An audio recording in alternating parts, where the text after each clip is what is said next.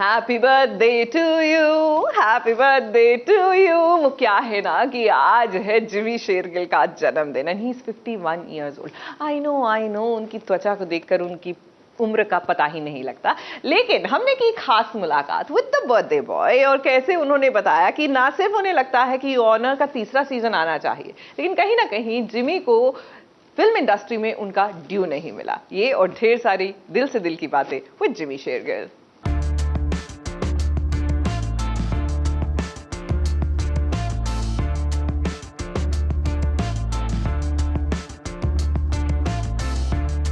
Jasjeet Singh Shergill say Jimmy Shergill.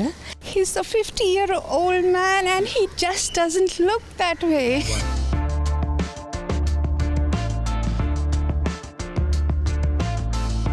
फिल्मों से, role से, इन सब चीज़ों से कभी सेटिस्फाई नहीं हो सकता है, तो भी बहुत कुछ पाना है।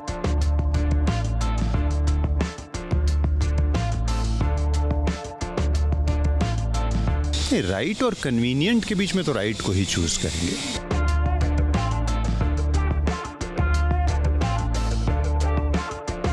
गुस्सा इतनी आसानी से नहीं आता है मुझे। Jasjeet Singh Shergill say Jimmy Shergill and mind you अभी मैं आपको बताऊं कि ये जो मेरे साथ हैं, हालांकि बोलना नहीं चाहिए, he's a 50-year-old man and he just doesn't look that way. Yes. इस जर्नी के बारे में बताइए, मतलब जिमी शेरगिल के बनने का कहाँ से शुरुआत हुई? 51 इयर्स के बारे में बात करनी तो इतनी आसान नहीं होगी, बट मेरी शुरुआत फिल्मों में तो आई थिंक माचिस के साथ ही हुई थी, गुलजार साहब की माचिस के साथ, और फिर मोहब्बतें और बहुत सारी फिल्में। अब आई थिंक ऑलमोस्ट 150 के आसपास जो हैं वो फिल्में हो गई हैं, और अभी OTT प्लेटफॉर्म जो है वो खुला है, तो कुछ एक आध सीरीज़ यहाँ पे भी हो गई हैं जिसमें बहुत मज़ा आया है करने में, एंड सब नाइस इंटरेस्टिंग कैरेक्टर्स। और इस वक्त हमारी लेटेस्ट सीरीज़ योर ऑनर का सेकंड सीज़न भी आ गया है, जो मैं पूरी मतलब शिद्दत से देख कर आई हूँ। एंड मानना पड़ेगा, जो आर्टिस्ट क्रिटिकली अक्लेम्ड हूँ, वो अपने किसी भी प्लेटफॉर्म पे हूँ, वो उनका जलवा वहाँ दिखता ही है। एंड या किस तरह के आई एम तो खैर फ्लोर्ड, आपको किस तरह के कॉम्प्लीमेंट्स मिले योर ऑनर के लिए?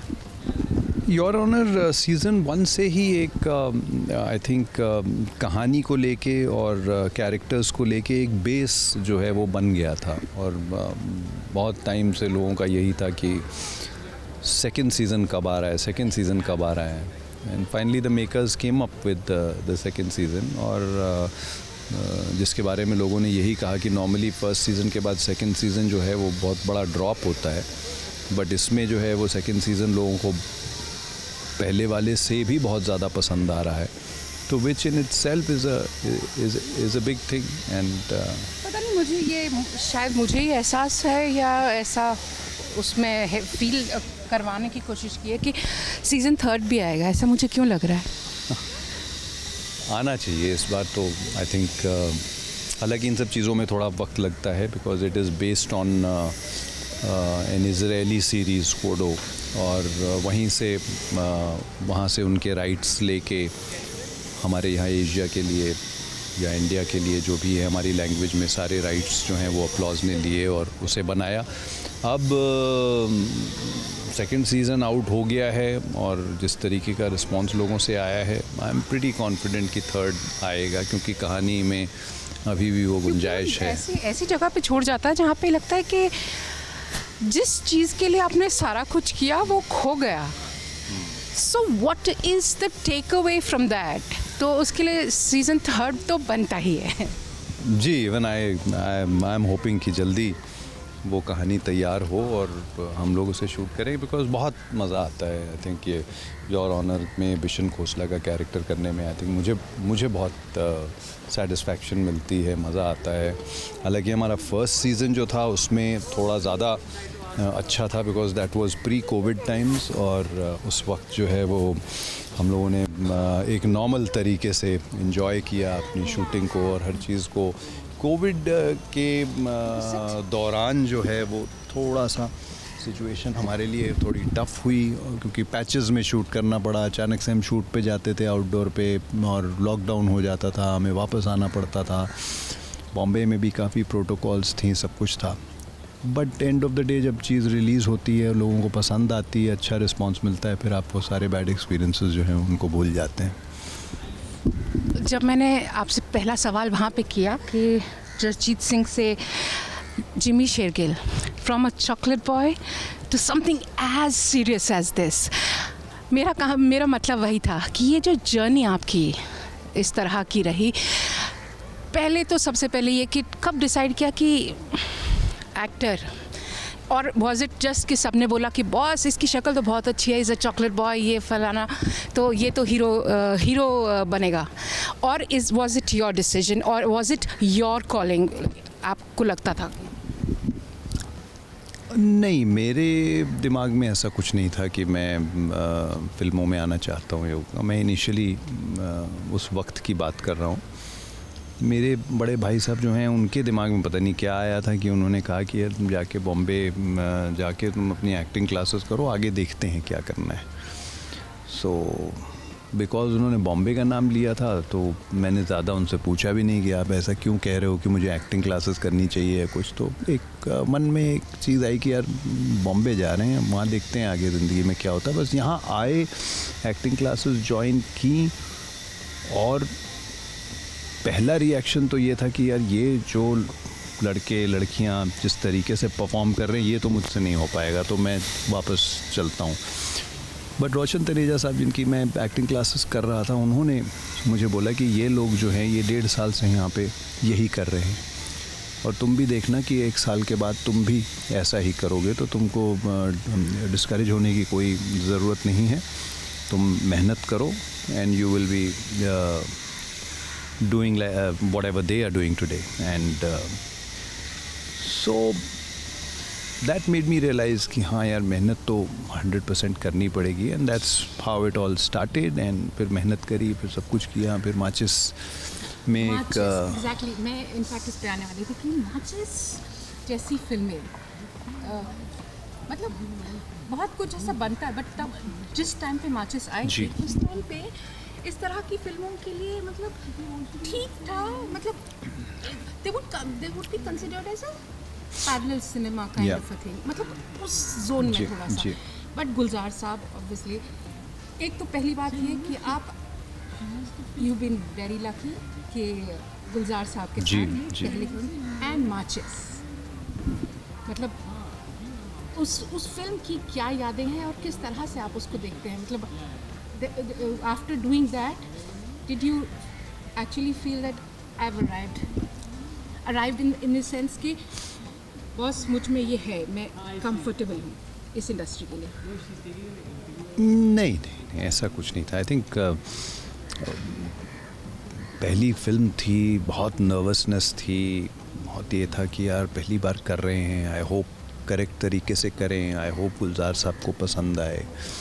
तो हर चीज़ जो है बस उतनी ही दुनिया में सीमित थी। और जहाँ तक आई थिंक उन सब चीज़ों का सवाल है, आज भी वो नर्वसनेस रहती है हर किरदार को करने से पहले, हर फिल्म को करने से पहले। आई थिंक हल्का सा वो रहता है कि यार will I be able to do it the way it is written और the way it is this thing. So I think that bit has stuck on till there. I think वो उस वक्त कुछ बहुत ज़्यादा होती थी, आज थोड़ी कम होती है, बट नर्वसनेस तो फिर भी है। अभी नर्वसनेस मतलब OTT में डू यू थिंक सभी तरह के एक्टर्स के लिए OTT एक बहुत ही अच्छा प्लेटफॉर्म है जहाँ पे टैलेंट को अपनी सही इज्जत और जगह मिली? OTT डेफिनेटली एक बहुत अच्छा प्लेटफॉर्म है सबके लिए. I don't think why only actors. I mean film makers, this thing, कोई अच्छा नया डिफरेंट कॉन्सेप्ट्स जो पहले लोग थोड़ा सा फिल्मों को लेके डरा करते कि यार फिल्म थिएटर में रिलीज़ होगी, नहीं चलेगी तो गड़बड़ हो जाएगी, ये हो जाएगा. अब वो है नहीं प्रॉब्लम. अब तो जितना आप कुछ अलग लेके आओगे, कुछ different concept, something interesting characters, everything, जितना आप लेके आओगे उतना ही अपना बढ़ा चढ़ा के रिस्पॉन्स आपको जो है वो ऑडियंस का मिलता है. एंड स्पेशली जो पहला लॉकडाउन था उसमें तो हमारी ऑडियंस बहुत यूज्ड टू हो गई OTT पे अलग अलग टाइप के. अरे अच्छा ऐसी भी कहानियाँ होती हैं, ऐसा भी सब कुछ होता है. Because they were most of them but at that point of time used to the typical commercial films. And now today they have tested blood, they have seen कि अरे यार ऐसे टाइप का काम भी होता है. स्पेशली जो अमेरिका में हो रहा है, जो यूरोप में हो रहा है, जो ब्रिटिश सीरीज़ में हो रहा है, तो कहीं यार इस तरीके का भी होता है. तो वो फिर अब जो है उनको उसका मज़ा आने लगा है. And I think which is a good thing. एक चीज़ जो मैं पर्सनली फील करती हूँ और मैं शायद आपको मतलब I feel this. I don't know what you feel about it. कि आपका टैलेंट जिस लेवल का है शायद उतना बॉलीवुड एक्सप्लोर नहीं कर पाया उसे. आपको कभी इस चीज़ की ये चीज़ कभी परेशान करती है? मैं आपको बता नहीं सकती. आपकी आंखों को देखते देखते मतलब people who work act through their eyes, half the job is done there. So मुझे ऐसा लगता था हमेशा, और इसीलिए that's why I was like it. मुझे I want to understand this person and I want to do this interview. मैं आपसे ये पूछना चाहती हूँ, मुझे लगता है कि आपको बहुत अंडररेट किया और इस इंडस्ट्री में वो मकाम नहीं मिला जो जिसके आप हकदार हैं. I think I take it as a very big compliment. I always say कि जिन लोगों ने भी ऐसी बातें कही हैं, I'm very very thankful to them for it because I take it as the hugest compliment that has come to me. और जहाँ तक बॉलीवुड की बात रही, अगर अभी तक टाइम नहीं मिला तो भी अभी बहुत टाइम है और मौका है. आप दीजिए, मौका दीजिए. I won't let you down. किस तरह के रोल्स एसेंशली आपने तो actually you've done varied roles. आपने मतलब एक चॉकलेट बॉय, एक गुंडा, उस तरह के भी रोल किए, योर ऑनर और ये सब. आपके if you had to choose, आप किस तरह के रोल्स अपने लिए चूज़ करते और किस तरह का सिनेमा आप करना प्रेफर करते? Light hearted romantic. I think वो बहुत करना चाहता हूँ मैं. कुछ इंटरेस्टिंग, ऐसा नहीं है कि आते नहीं हैं, बट नहीं ऐसा नहीं. आई थिंक ऐसा भी नहीं है कि नहीं ऑफ़र होते हैं, but then there is nothing different to it. कुछ इंटरेस्टिंग कहीं ना कहीं मुझे लग रहा है कोई ना कोई लिख रहा होगा इस टाइम पे, जिसमें थोड़ा लाइट हार्टेड एक कहानी जिसके अंदर कुछ रोमांस हो. ज़रूरी थोड़ा ना कि रोमांस अभी अपने कॉलेज में ही होता है. रोमांस तो मैच्योर होके भी लोगों का होता है. कुछ इंटरेस्टिंग, कुछ वैसा वाला माहौल या कोई कहानी ऐसी कोई लिख रहा होगा तो आएगा जब तो करेंगे. But yeah I mean I love doing lighter films. And you are happy, satisfied as far as films are concern? मतलब आपको हाँ, आप पूरी तरह से मतलब ऐसा क्या है कि जो अभी तक आपने इसमें नहीं किया, आप चाहते हैं कि ये एक इस तरह का एक रोल है जो मैं करना चाहता हूँ, जो फॉर एन एक्टर वो चैलेंजिंग रोल करना, एक ऐसा रोल हमेशा हर एक के इसमें. वो एक सिंपल सी कहावत है कि इंसान पैसों से और एक एक्टर अपने रोल्स से कभी भी जो है वो सेटिस्फाई नहीं हो सकता है. उसकी भूख इतनी होती है कि एक उसको कैरेक्टर मिला तो फिर वो चाहेगा कि अब और कुछ और मज़ेदार आए, फिर मुझे ये भी करना है, मुझे वो भी करना है. तो वो आई थिंक वो चीज़ ऐसी होती है कि वो कभी भी आपको इस लेवल पे नहीं लाती कि I am very content as an actor कि अब मेरे को कुछ नहीं करना है, मैंने सब कर लिया. हमें तो बहुत कुछ करना है. एंड आई थिंक जैसा मैं आपको बता रहा था कि कहीं कोई राइटर्स होंगे जो लिख रहे होंगे कि जिमी शेरगिल ने ये कर लिया है, ये नहीं किया है, अब उसके लिए कुछ ऐसा लिखते हैं और ऐसा करवाते हैं जो उसने अभी तक नहीं ट्राई किया है। तो वैसी चीज़ों की हमेशा वेट होती है, ऐसी कहानियों की, और उम्मीद करता हूँ कि ऐसी कहानियाँ आएंगी जल्दी और हम करेंगे। योर ऑनर की बात अगर करें तो योर ऑनर में एक सिस्टम पे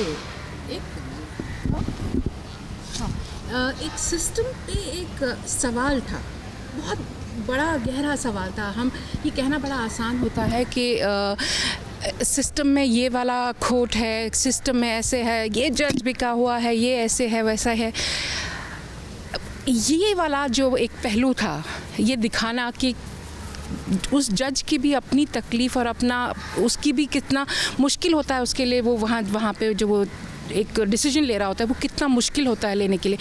तो इस तरह की चीज़ें करना आजकल के लिए कितना ज़रूरी है, क्योंकि you need to know both sides of the coin.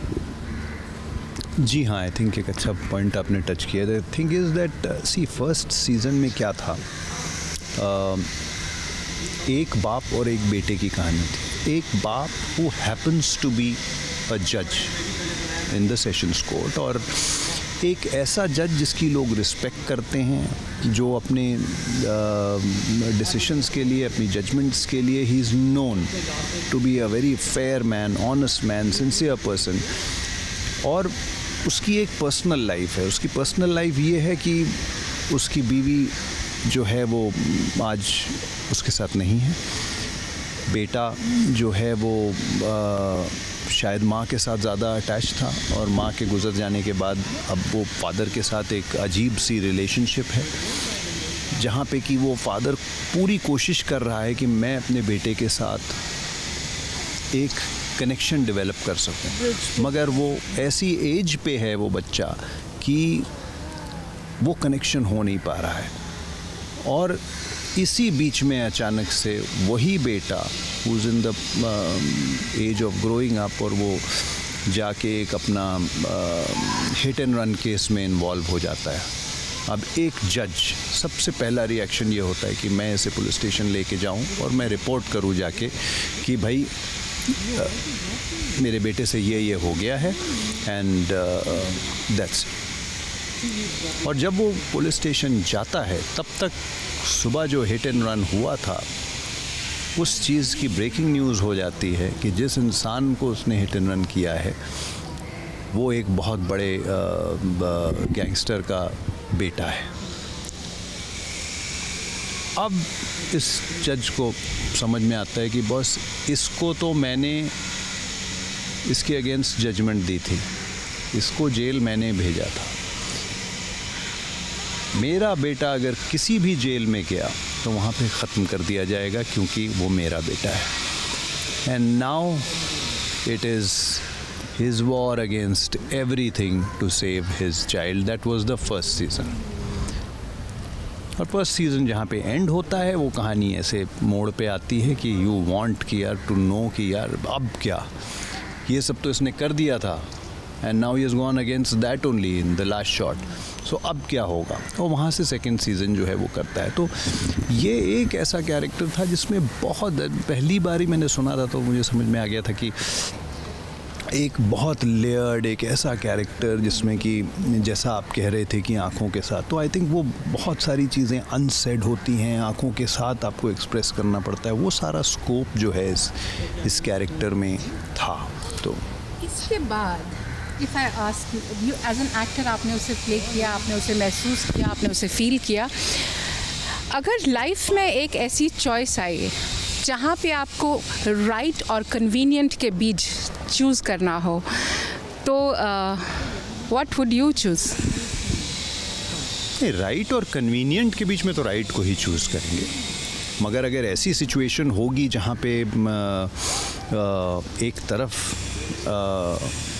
मेरी फैमिली है या मेरा बेटा है और दूसरी तरफ कानून है या कुछ भी है, तो मुझे लगता है इस दुनिया में कोई ऐसा बेवकूफ़ इंसान नहीं होगा जो बोलेगा कि मैं कानून की तरफ जाऊंगा। I think everybody will go for the family first, क्योंकि जो इंसान अपनी फैमिली को नहीं बचा सकता है वो अपने देश को भी नहीं बचा सकता है। बहुत as a parent also, now that your son is also ready for Bollywood and all of that, तो आप किस तरह से उसका प्लान कर रहे हैं? मतलब how are you looking at your son? जहाँ तक सवाल है, सब लोगों का ये ख्याल होता है कि अरे नेपोटिज्म है, इनका बेटा हो ये तो इनको अच्छे से लॉन्च करेंगे, but how are you training your child for Bollywood? क्या वो खुद ट्रेन हो रहा है? सो नहीं, अभी he is only in the 12th standard, he has to do his college also, education बहुत ज़रूरी है, एंड आई थिंक अभी he is too much into sports and fitness and everything like that, तो वो अगर उसको ये मौका मिला हुआ है तो I don't want to disturb him from that. I want him to take that path and enjoy the sports and enjoy. तो ये एक एज होती है कि अगर उस एज पे हमारे को भी थोड़ा सा स्पोर्ट्स और फिटनेस में थोड़ी सी पुश मिली होती, इनकरेजमेंट मिली होती, तो हम भी शायद एक कुछ अलग जोन में होते. बट नेवरदलेस हमने अपना वो पार्ट जो है, हमने स्कूल में, बोर्डिंग स्कूल में हम लोग को सब गेम्स खेलनी पड़ती थी, सब कुछ करना पड़ता था, हमने उस लेवल पे उस चीज़ को एंजॉय किया. But right now I don't want to touch him, let him complete his schooling, then get into college and do whatever he wants.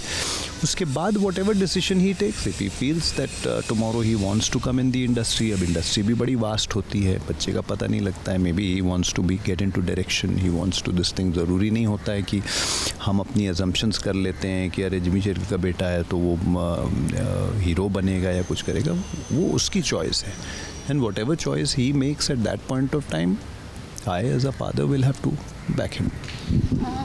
Any regrets or any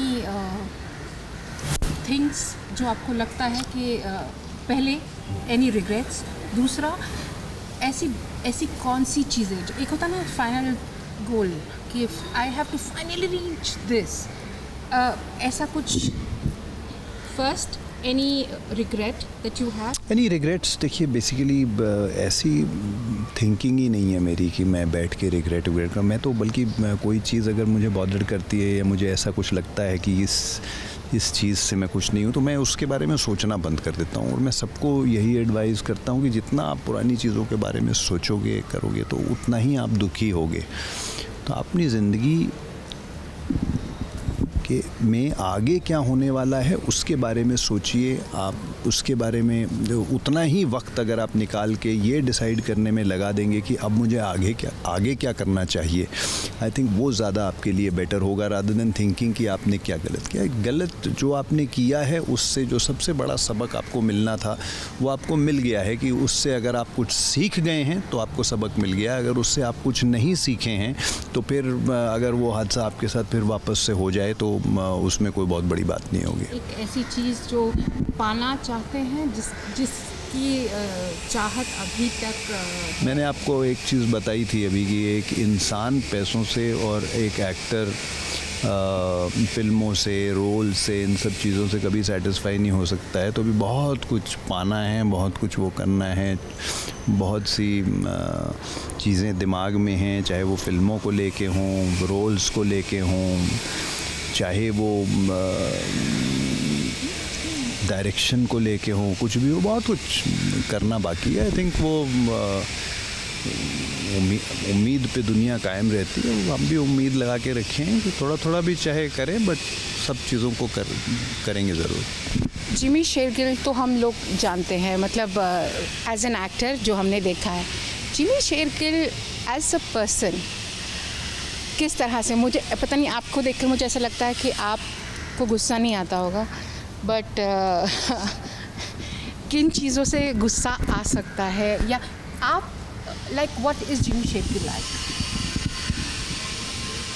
ये तो मेरे लिए भी बड़ा मुश्किल है बताना कि what is Jimmy Shergill like, but हाँ, गुस्सा इतनी आसानी से नहीं आता है मुझे. I am saved. मगर जब आता है तो फिर वो कुछ ज़रूर कोई ऐसी चीज़ होनी होती है जो नॉर्मल बेसिस पे ना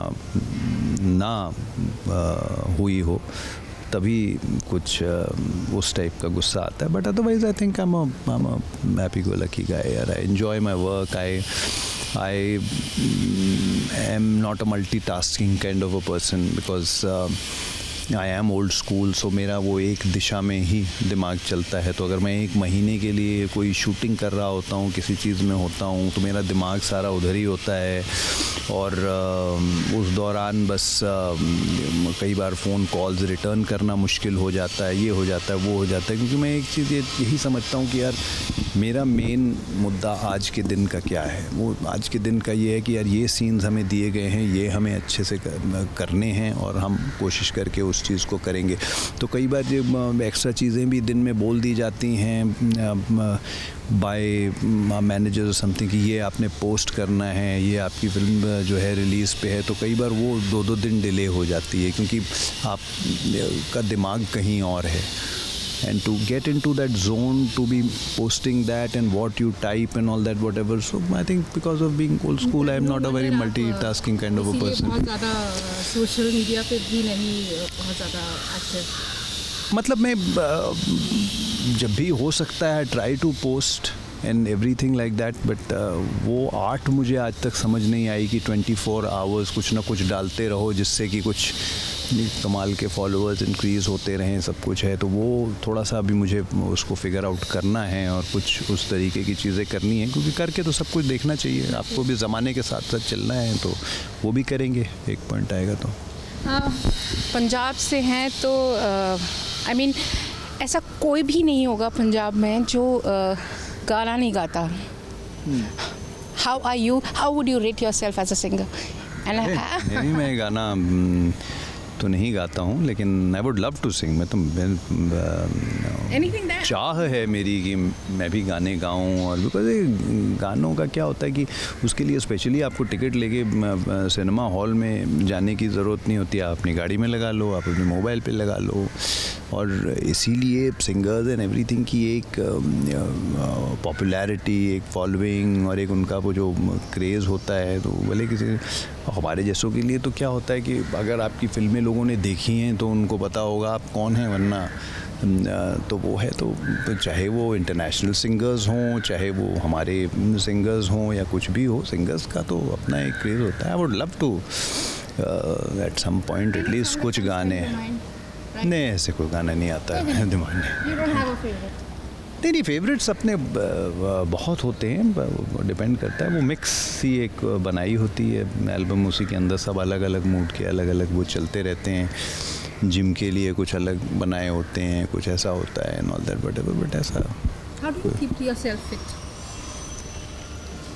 I feel a good days when you can wake up in the morning and do about half an hour, 45 minutes of yoga, and towards the evening you can do your walk or your running or maybe both for about an hour and a half, and you follow whatever regime is there or the diet that has been given to you. I think that is for me a good day along with work. अगर ये सारी चीज़ें भी पूरी होती रहें तो मुझे लगता है कि एक you feel that it's been a successful day. Yeah. One last question. What is the mantra of life for you?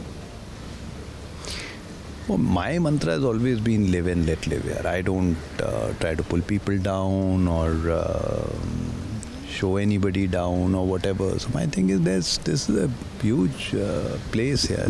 ये धरती जो है वो जैसे यहाँ पे बहुत सारे ये हैं, सबके लिए अपनी अपनी एक सबके लिए अपनी जगह है। आप अपने को आपको भगवान ने यूनिक बनाया है, जो आप कर सकते हो दूसरा नहीं कर सकता। जो दूसरा कर सकता है उस पर आपकी नज़र क्यों है? आप अपना मज़े लो।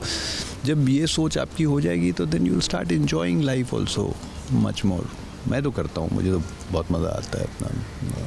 Thank you so much and we wish to see you more. Thank you so much, ma'am. Pleasure talking. And, Thank you.